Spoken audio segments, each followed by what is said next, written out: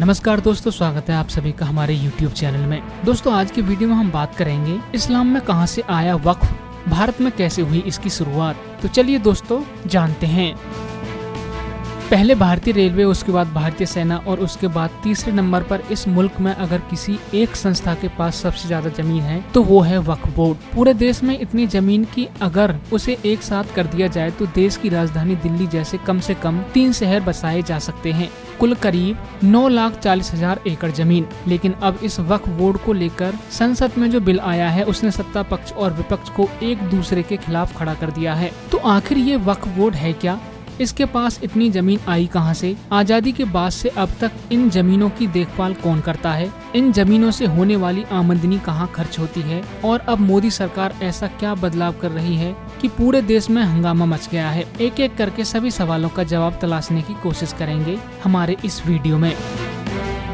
दोस्तों सबसे पहले बात करते हैं कि वक्फ का मतलब क्या है। भारत सरकार की वक्फ बोर्ड की वेबसाइट के मुताबिक वक्फ शब्द की उत्पत्ति अरब जगत के वकूफा शब्द से हुई है, जिसका मतलब है पकड़ना, बांधना या हिरासत में लेना। इस्लामिक मान्यता के अनुसार अगर कोई भी शख्स अपने धर्म की वजह से या फिर अल्लाह की खिदमत में करने की नियत से अपनी जमीन या अपनी संपत्ति का दान करता है तो उसे ही वक्फ कहते हैं। यानी कि इस्लाम में धर्म के आधार पर दान की गई चल या अचल संपत्ति वक्फ है और जिसने दान किया है उसे कहा जाता है वाकिफा। लेकिन संपत्ति दान करने की एक शर्त ये होती है कि उस चल या अचल संपत्ति से होने वाली आमदनी को इस्लाम की खिदमत में ही खर्च किया जा सकता है।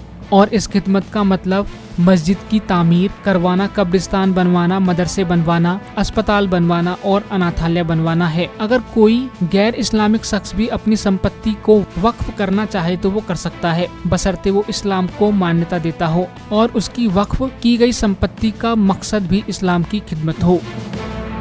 चलिए दोस्तों बात करते हैं इस्लाम में कहां से आया वक्फ का कॉन्सेप्ट। इस्लाम में वक्फ का कॉन्सेप्ट पैगंबर मोहम्मद साहब के ही वक्त से है। भारत सरकार की वक्फ बोर्ड की वेबसाइट के मुताबिक एक बार खलीफा उमर ने खैबर में एक जमीन का टुकड़ा अपने कब्जे में लिया और पैगंबर मोहम्मद साहब से पूछा कि इसका सबसे बेहतर इस्तेमाल किस तरह से किया जा सकता है। तो मोहम्मद साहब ने जवाब दिया कि इस जमीन को कुछ इस हिसाब से इस्तेमाल करो कि अल्लाह के दिखाए रास्ते के जरिए ये जमीन इंसानों के काम आए। इसे किसी भी तरह से न तो बेचा जा सके, न ही किसी को तोहफे में दिया जा सके, न ही इस जमीन पर किसी तरह से तुम्हारे बच्चे या आने वाली पीढ़ियां काबिज हो सके। इसके अलावा एक और मान्यता है कि 570 ईसा पूर्व मदीना में खजूरों का एक बड़ा बाग था जिसमें करीब 600 पेड़ थे। उनसे आने वाली आमदनी का इस्तेमाल मदीना के गरीब लोगों की मदद के लिए किया जाता था। इसे वक्फ का शुरुआती उदाहरण माना जाता है। मिस्र की अल अजहर यूनिवर्सिटी और मोरक्को की उल कुरैनीन यूनिवर्सिटी वक्फ संपत्ति पर बने सबसे पुराने संस्थान माने जाते हैं।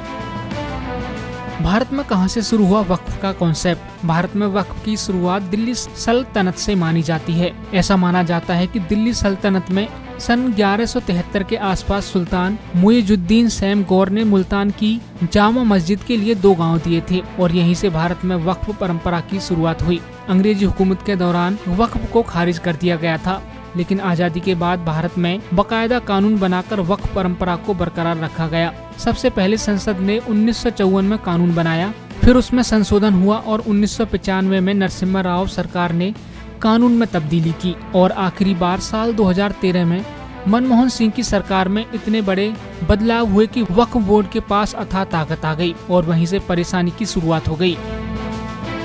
चलिए दोस्तों बात करते हैं कि वक्फ संपत्ति की देख रेख कौन करता है। पूरे देश में फैली वक्फ संपत्ति की देखरेख की जिम्मेदारी होती है वक्फ बोर्ड पर और ये वक्फ बोर्ड भारत की संसद के कानून के तहत बनाया गया है। 1954 में भारतीय संसद ने वक्फ एक्ट 1954 पास किया। इसके तहत वक्फ की गई संपत्ति की देखरेख की जिम्मेदारी वक्फ बोर्ड के पास आ गई। बाकी वक्फ बोर्ड के पास अभी जो इतनी बड़ी संपत्ति है कि वो 3 दिल्ली बना ले, वो संपत्ति भारत पाकिस्तान बंटवारे की वजह से है। 1947 में जब भारत पाकिस्तान का बंटवारा हुआ तो पाकिस्तान जाने वाले मुस्लिम लोग अपनी चल संपत्ति तो ले गए, लेकिन अचल संपत्ति यानी कि उनके घर, मकान, खेत, खलिहान, दुकान सब यहीं रह गए। और तब 1954 में कानून बनाकर इस तरह की सभी संपत्तियों को वक्फ बोर्ड के हवाले कर दिया गया। वक्फ बोर्ड बनाने के अगले ही साल यानी कि 1955 में संसद ने एक कानून बनाया और इसके तहत देश के हर एक राज्य में वक्फ बोर्ड बनाने का अधिकार मिल गया। फिर 1964 में सेंट्रल वक्फ काउंसिल का गठन हुआ,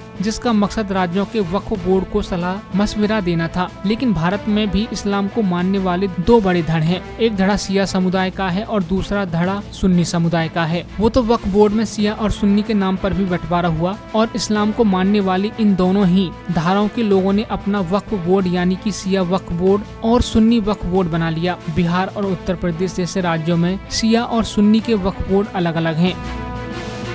चलिए दोस्तों, अब आपको बताते हैं कि वक्फ बोर्ड में होता कौन कौन है। भारत की संसद के बनाई कानून के मुताबिक सेंट्रल वक्फ काउंसिल में सबसे ऊपर केंद्र सरकार के अल्पसंख्यक मामलों के मंत्री होते हैं और इस लिहाज से अभी देखें तो वक्फ बोर्ड में सबसे ऊपर है केंद्रीय मंत्री किरण रिजिजू। दूसरे नंबर पर वक्फ के डायरेक्टर होते हैं तो केंद्र सरकार के ज्वाइंट सेक्रेटरी लेवल के अधिकारी होते हैं। अभी एसपी सिंह तेवतिया वक्फ बोर्ड के डायरेक्टर हैं। इसके अलावा बोर्ड में 8 और सदस्य होते हैं, लेकिन अभी केंद्रीय वक्फ बोर्ड में इन सभी 8 लोगों की जगह खाली है। चलिए दोस्तों, अब आपको बताते हैं कि राज्यों के वक्फ बोर्ड में कौन कौन होता है। अलग अलग राज्यों के वक्फ बोर्ड में सबसे ऊपर चेयरमैन होता है।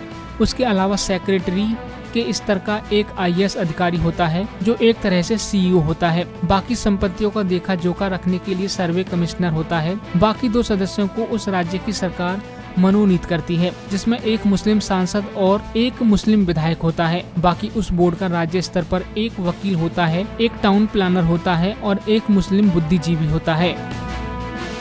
चलिए दोस्तों, अब आपको बताते हैं कि वक्फ बोर्ड के पास कितनी ताकत है। वक्फ बोर्ड के पास अथाह ताकत होती है। वक्फ की सारी संपत्ति की देखरेख की जिम्मेदारी बोर्ड की होती है। कितनी आमदनी हुई, उसे कहाँ खर्च करना है, ये सब तय वक्फ बोर्ड ही करता है। किसकी संपत्ति वक्फ को लेनी है, संपत्ति किसको ट्रांसफर करनी है, संपत्ति का इस्तेमाल क्या करना है, ये सब वक्फ बोर्ड ही तय करता है। अगर एक बार संपत्ति वक्फ बोर्ड के पास आ गई तो उसे वापस नहीं लिया जा सकता है। वो संपत्ति हमेशा हमेशा के लिए वक्फ की ही हो जाती है और इसको लेकर देश की किसी भी अदालत में कोई भी मुकदमा दायर नहीं हो सकता है। अगर वक्फ बोर्ड को ये लगता है कि कोई भी संपत्ति इस्लामिक कानून के मुताबिक वक्फ की है तो वो वक्फ की हो जाती है। अगर उस जमीन पर किसी का दावा है तो दावा किसी अदालत में नहीं बल्कि वक्फ बोर्ड के सामने ही कर सकता है और अंतिम फैसले का अधिकार भी वक्फ बोर्ड का ही होता है। अगर हिंदू या कहिए कि गैर मुस्लिम शख्स के जमीन पर भी अगर वक्फ अपना दावा करे तो उस शख्स को वक्फ के पास जाकर ही साबित करना होता है कि जमीन उसकी है, वक्फ की नहीं। हालांकि वक्फ बोर्ड खुद भी ऐसा ही जमीन पर दावा कर सकता है जो 1947 के भारत पाकिस्तान बंटवारे से पहले वक्फ के नाम पर दर्ज हो या फिर 1954 में भारत सरकार की ओर से वक्फ को दी गई हो। कुल मिलाकर एक लाइन में कहें तो वक्फ बोर्ड एक ऐसा बोर्ड है जिसमें उसके खिलाफ भी अगर कोई बात हो तो उस पर फैसला उसे ही करना होता है। देश की कोई दूसरी अदालत उस मामले पर फैसला नहीं कर सकती। तो दोस्तों, आज की वीडियो में इतना ही। वीडियो अच्छी लगी हो तो लाइक करें, चैनल को सब्सक्राइब करें। धन्यवाद।